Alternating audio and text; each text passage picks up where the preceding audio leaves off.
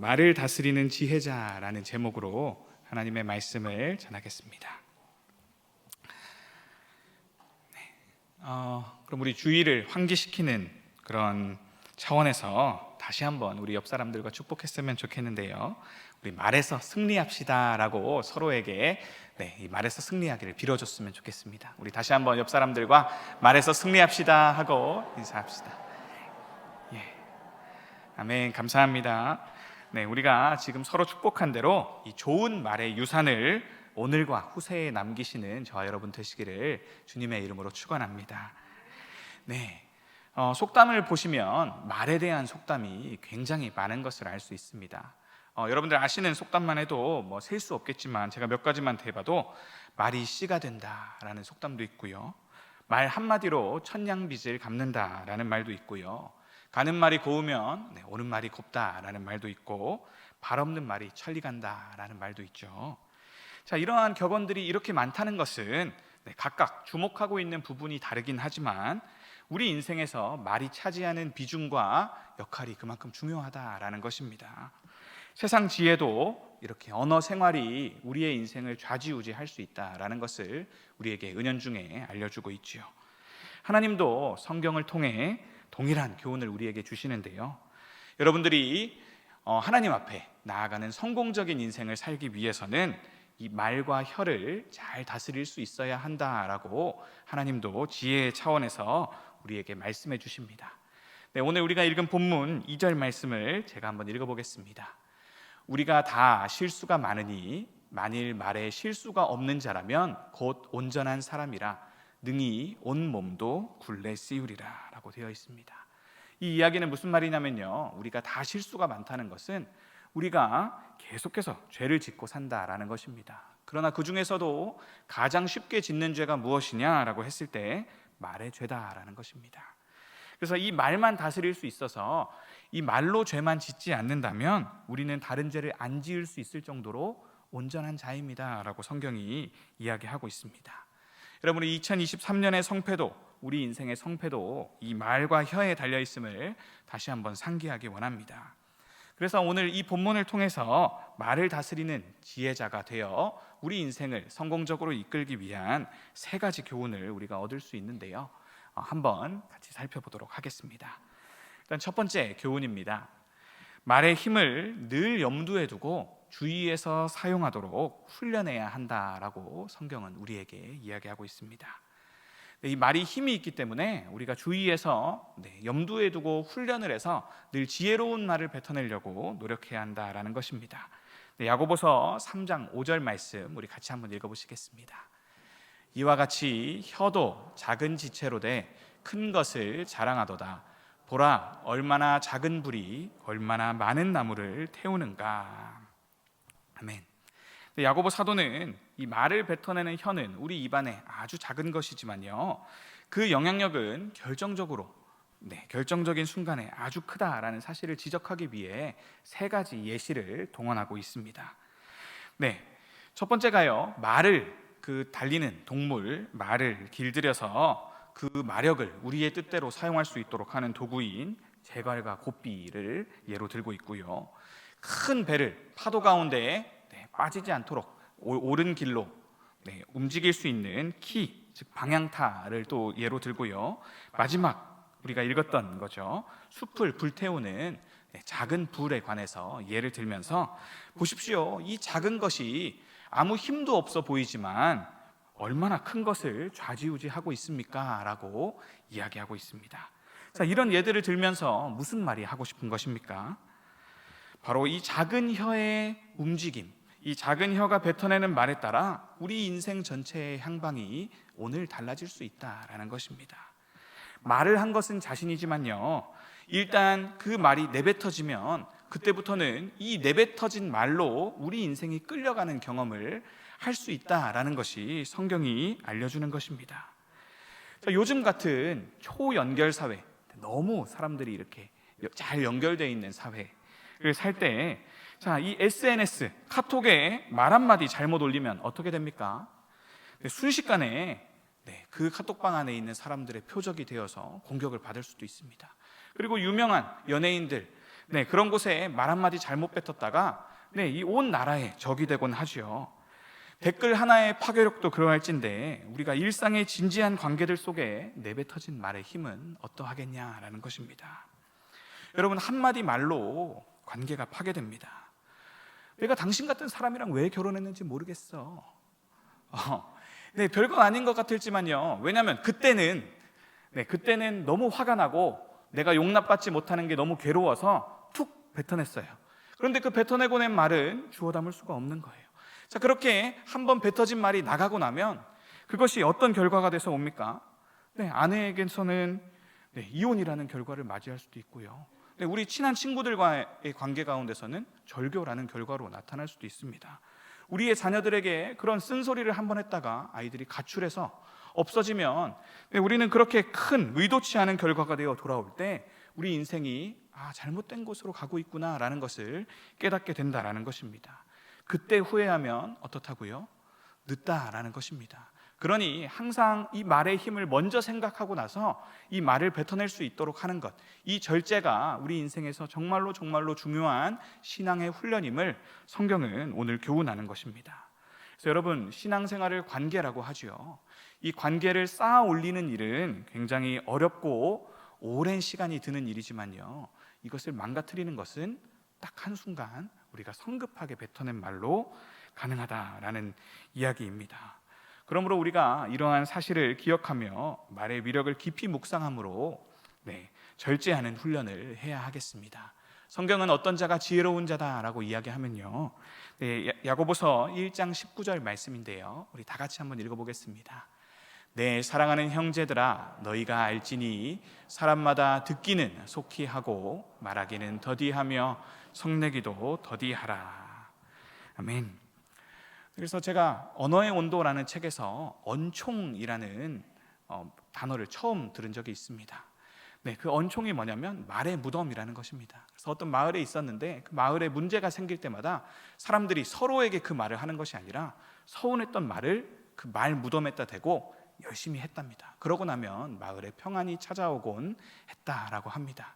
자, 이것처럼 우리가 사랑하는 형제들에게 그냥 우리의 마음에 드는 대로 내뱉지 않는 것, 이것이 곧 신앙의 중요한 훈련임을 우리가 다시 한번 기억했으면 좋겠습니다. 그래서 이 말씀의 가르침을 따라 많이 듣고 말하기와 성내기는 더디함으로 인해서 우리 삶에 풍성한 관계들을 맺어가는 저와 여러분들 되시기를 축원합니다. 두 번째로 이 말에 대해서 성경이 주는 또 하나의 교훈은요, 말의 타락한 속성을 기억하고 구원과 성화를 간구해야 합니다라는 교훈입니다. 우리 6절 말씀, 오늘 본문의 3장 6절 말씀 한번 같이 읽어보도록 하겠습니다. 혀는 곧 불이요 불의의 세계라. 혀는 우리 지체 중에서 온 몸을 더럽히고 삶의 수레바퀴를 불사르나니 그 사르는 것이 지옥불에서 나느니라. 아멘. 말의 파괴력에 대해서 지금까지 살펴봤는데요, 이것은 세상 사람들도 얼마든지 할 수 있는 이야기입니다.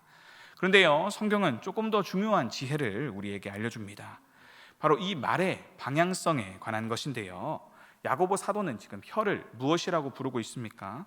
앞서 말했던 것처럼 불, 작은 것이지만 큰 숲을 태울 수 있는 불이다라고 말한 후에 불의의 세계다라고 추가해서 부르고 있는 것을 우리가 볼 수 있습니다. 자, 또 어떻게 이야기하고 있습니까? 이 작은 혀가 우리의 온몸을 더럽히고 삶의 수레바퀴를 통째로 불사르나니 그 사르는 것이 지옥불에서 난다라고 말하고 있습니다. 자, 그러면서 우리가 읽지는 않았지만 8절 말씀을 보시면 이 악과 독의 근원인 혀를 능히 길들이는 자가 없다라고 단언하고 있습니다. 자, 이 이야기는요, 우리가 앞에 있는 교훈을 따라서 아무리 그 파괴력을 알고 신중하고 아무리 조심한다 해도 이 잘못된 방향성을 우리의 힘만으로는 결코 이길 수 없습니다라고 조언하는 것입니다. 여러분, 그래서 우리가 언제나 온전한 선택을 해서 올바른 말만 뱉고 싶어도요, 언어가 이미 오염되었다라는 것입니다. 여러분, 생각해 보십시오. 하나님이 의도하신 사랑, 복, 정의, 긍휼과 같은 단어가 오늘 우리가 쓰고 있는 의미와 정확하게 같을까요? 아마 다를 것입니다. 하나님이 사랑하시는 방식과 우리가 사랑하는 방식을 보면 알 수 있지요.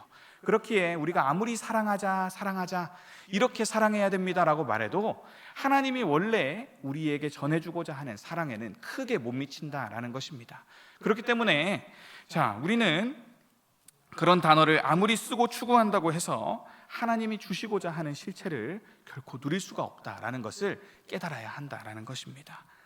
그리고 더 나아가서요, 이 언어가 불의의 세계라고 불리는 이유는요, 언어를 사용하는 우리가 이미 타락했기 때문이다라고 성경이 알려주는 것입니다.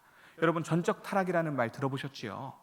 이것이 무슨 말이냐면 우리가 하나님을 알 수도 없고 하나님이 알려주셔도 선택할 의지와 능력이 우리 속에 전혀 없다라는 말을 하는 것입니다. 아담과 하와 이후로요, 우리의 언어 생활은 크게 다르게 되었습니다 라는 것이 창세기가 우리에게 알려주는 타락의 시작입니다. 여러분, 그래서 아담과 하와 이후로 우리가 갖게 된 혀는요, 하나님을 찬양하고 언제나 하나님을 노래하고 하나님의 영광을 드러내는 혀가 아니라 핑계대고 책임을 전가하는 혀를 갖게 되었다라고 이야기합니다.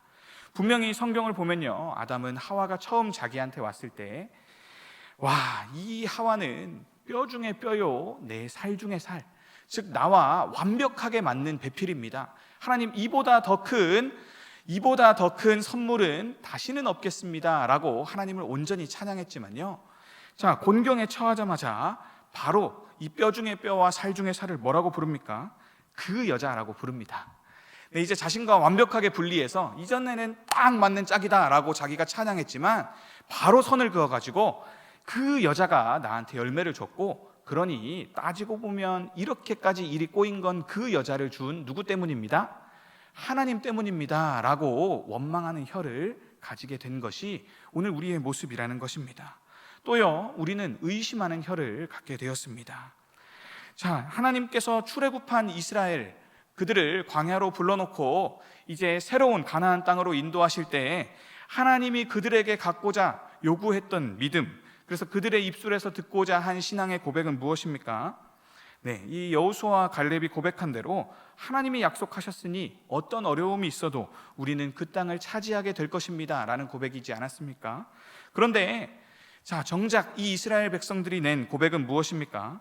절대 안 됩니다, 절대 못합니다 라는 고백이었습니다. 여러분, 이 말이 우리 인생의 향방을 결정한다라고 했는데요, 우리 입술에서 어떤 고백이 자동으로 튀어나온다는 이야기입니까?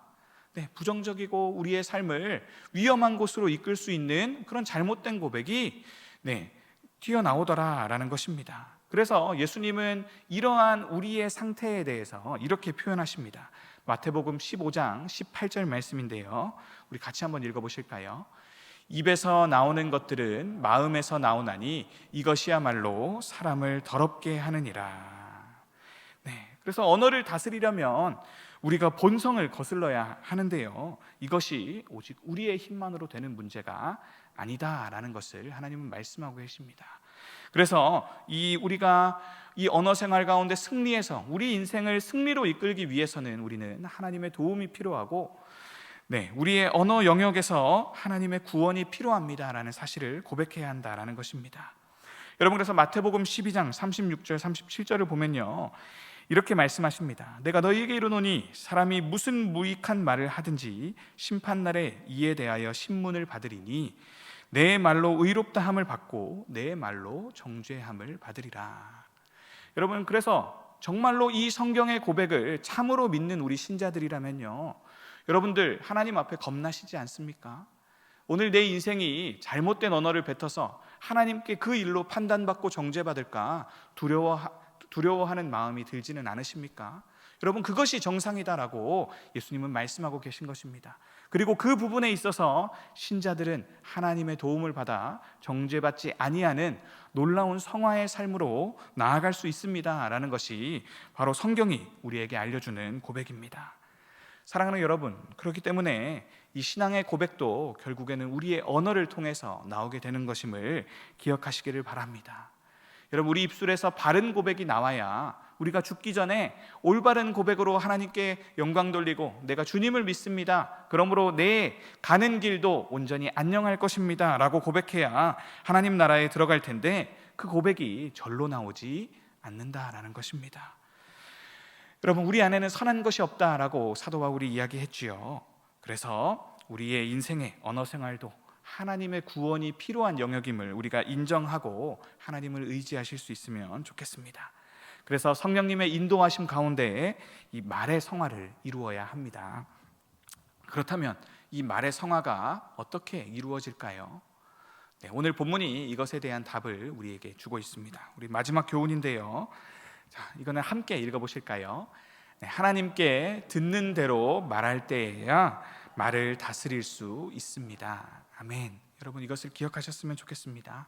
하나님께 듣는 대로 말하면 우리가 말을 완벽하게 다스릴 수 있다라고 성경은 알려줍니다.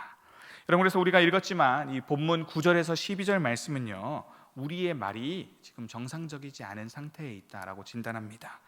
창조의 질서를 벗어난 혼돈의 상태에 있는 것이 우리의 말입니다. 여러분, 포도나무는 무슨 열매를 맺습니까? 네, 포도 열매를 맺습니다. 올리브 나무는요, 올리브 열매를 맺습니다. 여러분, 수박 줄기에서 딸기가 나면 이상하지 않겠습니까? 이것은 자연스럽지 않은 것입니다. 한 샘은요, 약수터에서 물을 마셨는데 오색약수라고 해서 누구는 단맛이 나고 누구는 오늘 좀 떫다라고 하실 수 있는데, 사실 한 샘에서는 한 물맛만 나야 정상이다라고 자연이 증거하고 있습니다. 그런데요, 사람의 입에서는 두 가지가 나는 게 이상하지 않느냐라고 사도 바울이 우리에게 질문하고 있습니다. 찬송과 저주가 한 입에서 나니 이것이 정상입니까? 라고 되묻는 것입니다. 이것은 성경대로 봐도, 그리고 창조의 질서에 비추어 봐도 마땅치 않은 일입니다. 왜냐하면 하나님이 심은 대로 나고 있지 않기 때문입니다. 자, 그렇다면 해법은 무엇입니까? 바로 우리에게 언어를 심은 이들에 주목하는 것이다 라고 성경은 이야기하고 있습니다. 여러분, 야고보서 4장 8절은 그래서 해법을 이와 같이 제시하고 있습니다. 제가 읽어보겠습니다. 하나님을 가까이 하라. 그리하면 너희를 가까이 하시리라. 죄인들아, 손을 깨끗이 하라. 두 마음을 품은 자들아, 마음을 성결하게 하라. 아멘. 자, 우리에게서 찬송과 저주가 동시에 나오는 이 부자연스러운 현상이 생긴 이유가 무엇이냐라고 했을 때, 이 야고보는 나중에 한 장 지나서긴 하지만 4장에서 우리가 두 마음을 품었기 때문입니다 라는 답을 줍니다. 여러분, 그래서 언어가 타락한 과정과 똑같은 것입니다. 언어가 타락한 근원에는 누가 있습니까? 사탄이 아담과 하와를 깨어냈지요. 바로 그 꾀임에 넘어가면서부터 우리가 타락했다라고 이야기합니다. 여러분, 우리가 하나님께만 계속 들었다면 우리의 말과 혀에는 의심도 오해도, 그래서 그것을 타락할 만한, 우리의 인생의 향방을 다르게 끌고 나갈 만한 아무 힘도 없었겠지만, 사탄에게서 뭔가 다른 이야기가 들려오기 시작하면서부터 우리 안에 불신과 핑계와 여러 가지 안 좋은 말들이 시작되었다라는 것입니다. 여러분, 그렇기 때문에 우리가 말에서 승리하기 위해서는 그 근원인 마음을 다스려야 한다라고 이 교훈을 깨달아야 하는데요, 이것은 세상에서 말하는 마음 수련이나 명상 같은 것으로는 결코 얻을 수 없습니다 라는 이 성경의 교훈에 우리가 귀를 기울여야 합니다. 이 마음이 다스려지는 것은 오직 우리를 만드신 하나님께로만 돌아가서 그분께 주목하고 그분의 말씀으로 채워질 때만 가능한 것임을 우리가 깨달아야 한다라는 것입니다. 자, 그렇다면 우리의 언어가 회복되기 위해 해야 될 일은요, 사탄과 세상의 목소리가 안 들려올 수는 없습니다만 들려올 때 그것을 밀어내는 것이 먼저입니다. 그래서 구별되는 것입니다. 우리 안에 두 가지 마음이 들 때, 두 가지 목소리가 들려올 때, 세상이 주는 생각, 오늘 내 본성에 따른 생각, 그것들과 이 성령님이 주시는 우리 마음, 그래서 우리 안에 양심이라고 부를 만한 선한 음성, 둘 중에 우리가 무엇을 선택해야 되겠는가? 이 중에 싸워서 우리가 하나님의 말씀을 청종하는 훈련을 해야 된다라는 것입니다. 그래서 이 음성이 들리게 하시기 위해 하나님이 우리를 인도하시는 곳이 있습니다. 그곳이 어디입니까? 바로 광야입니다. 여러분, 그래서 하나님이 우리를 광야로 보내시는 것은 우리를 미워해서도 아니고, 우리가 안타까워서이시입니다. 그때 우리는 광야의 의미에 대해 깨달을 수 있습니다. 그래서 신명기 8장 3절 말씀을 보면요, 이렇게 나옵니다. 너를 낮추시며 너를 줄이게 하시며 또 너도 알지 못하며 내 조상들도 알지 못하던 만나를 내게 먹이신 것은 사람이 떡으로만 사는 것이 아니요 여호와의 입에서 나오는 모든 말씀으로 사는 줄을 내가 알게 하려 하심이라. 아멘. 우리가 어디에 섰을 때 이것을 알게 된다고요? 광야에 섰을 때 내가 더 이상 의지할 것도 없고 내 안에 들리던 다른 목소리를 따르지도 않고 모든 것이 끊어져서 사탄조차 오지 않는 이미 망가져버린 우리 인생에 하나님만 나타나셔서 조곤조곤히 우리에게 들려주시는 그 음성을 들을 때, 우리가 떡으로만 사는 것도 아니고 세상이 우리에게 약속하는 것들로 살아가신 것이 아니라 말씀으로 살아가는 것이구나 라는 것을 깨닫게 하기 위해서 하나님이 매일의 만나를 주시더라라는 것입니다.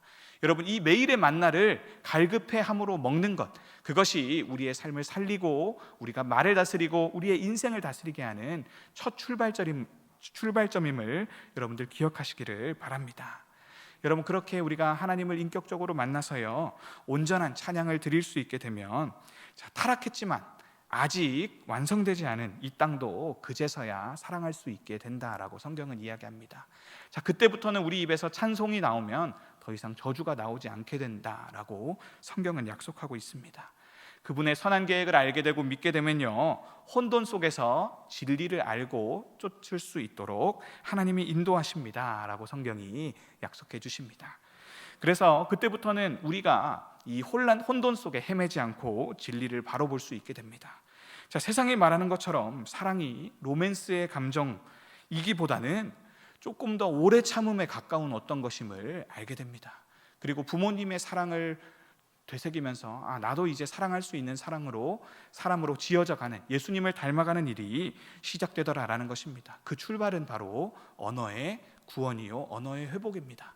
그래서 우리가 추구해야 될 것이 하나님으로부터 오는 어떤 바른 것임을 알게 되면 우리도 모르게 그것을 쫓게 되는 것, 그것이 구원의 완성이라는 것입니다.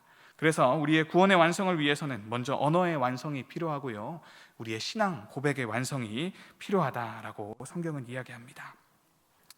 여러분, 이제 말씀 거의 마쳤는데요 우리 마지막 말씀 한번 같이 읽어보시겠습니다. 민수기 14장 28절 말씀인데요 우리 한 목소리로 읽겠습니다. 그들에게 이르기를 여호와의 말씀에 내 삶을 두고 맹세하노라. 너희 말이 내 귀에 들린 대로 내가 너희에게 행하리니. 아멘. 하나님이 어떻게 행하십니까? 너희의 말이 내 귀에 들린 대로 행하시겠다라고 말씀하십니다. 여러분, 정말 중요한 포인트지 않습니까? 여러분, 하나님 앞에서 성공하는 인생 살기 위해서 하나님의 귀에 어떤 말씀으로 들려드릴지 고민하는 인생, 이것이 우리 인생의 향방을 바꿔놓는 지혜입니다. 여러분, 그래서 진정한 말의 구원은요 하나님께 받아서 그대로 하나님께 돌려드리는 것입니다. 이것이 우리가 드려야 될 신앙의 고백이고요 이것이 우리가 드려야 될 찬양입니다. 이것이 언어의 구원이요 완성입니다. 그래서 구원받은 자는요 오늘 우리 그레이스 찬양대가 입을 모아 찬양했듯이 예수님처럼 듣고 말하는 것입니다. 성령님이 알려주시는 대로 말씀을 들은 대로 계속해서 주변에 있는 사람들에게 선포하고 축복하고 복음을 전하는 그 내용입니다. 그렇다면 그것이 하나님 귀에 들릴 때에 다 합당한 대답이요 합당한 음성이 되겠지요. 그러고 나면 천국의 비밀이 풀리기 시작합니다. 여러분, 하나님이 내 귀에 너희 말이 들린 대로 다 행하겠노라 라고 말씀하셨는데요 우리가 올바르게 하나님께 우리의 입술의 언어를 올려드리면요 어떤 기도든 응답받게 됩니다. 여러분, 어떤 선포든 이루어지게 됩니다. 어떻게 할 때요? 우리가 하나님께 받아 온전히 하나님의 뜻대로 성령님이 알려드리는 대로 하나님께 구하면요. 그래서 예수님은 이 땅에서 구하는 것 중에 하나도 땅에 떨어질 것이 없다라고 말씀하신 것입니다. 여러분, 이것을 위해서 우리가 언어의 훈련을 하나님을 의지하면서 언어의 성화를 해나갔으면 좋겠습니다. 여러분, 그래서 올 한 해 구원받은 이들로서 혀와 입술의 새 노래로 하나님께 영광 돌리는 저와 또 시니어 공동체 그리고 성도 여러분들 되시기를 주님의 이름으로 축원합니다.